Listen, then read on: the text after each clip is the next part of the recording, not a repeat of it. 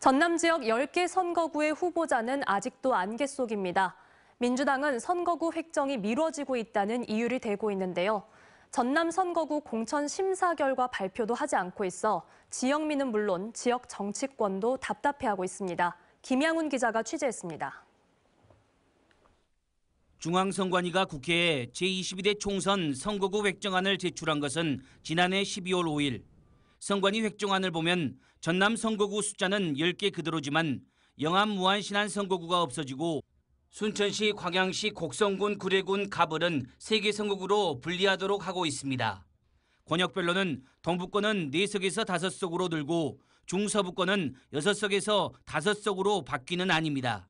전남 중서부권 정치권은 농산어촌 지역 대표성을 위협하고 선거구 조정 최소화 원칙도 위반한 것이라며 선관위의 선거구 획정안 결정 철회, 다시 말해 기존 선거구 유지를 요구하고 있습니다. 농어촌 소멸, 인구 소멸, 지방 소멸, 선거구 소멸로 이어져 선거구 획정의 역행은 지역 민심의 거센 반발을 불러올 것이다. 민주당은 호남에서 언제나 여당이었습니다. 그래서 선거구가 어떻게 쪼개지고 합쳐지더라도 민주당 후보 당선이 유력하다 보니 불균형한 선거구 획정안에 대해 민주당이 적극적인 재협상을 제대로 하지 않고 있다는 볼멘 소리까지 나오고 있습니다. 더불어민주당 전남 전북 국회의원들도 국회에서 공동 기자회견을 열고 지방 소멸 대응과 지역 간 균형 발전을 위한 선거구 재획정이 필요하다고 촉구했습니다. 그런데 선거구 획정위는 전남의 경우 도시지역 선거구를 확대하면서 농산어촌 지역 선거구를 통합하는 편파적 결정을 했다. 선거구 획정 지연으로 공중 분해되는 선거구는 물론 쪼개지거나 더해지는 선거구에 속한 예비후보들은 제대로 된 선거운동을 할 수도 없는 상황입니다. 특히 정치 신인들의 활동의 폭은 제한적일 수밖에 없습니다. 선거를 불과 40여일 앞둔 이 시점에서 기존 선거구를 바꾼다는 것은 출마자는 물론 지역 유권자들에 대한 기본권 침해 사안입니다.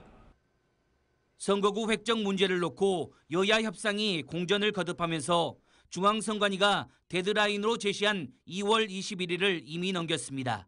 다음 카드는 2월 임시국회 마지막 본회의가 열리는 오는 29일 선거구를 획정하는 안입니다. 하지만 여야가 여전히 이견을 보이면서 3월로 선거구 획정이 미뤄질 수 있다는 관측도 나오고 있습니다. 공직선거법상 선거구 획정 시한은 선거일 전 1년까지지만 19대 총선은 44일, 20대 총선은 42일, 21대 총선은 선거를 39일 앞두고 확정됐습니다. 자칫 이번 제22대 총선 선거구 확정은 최장 기록을 갈아치울 수도 있습니다. 이로 인한 피해는 결국 해당 선거구 유권자들에게 돌아갈 수밖에 없습니다. MBC 뉴스 김양훈입니다.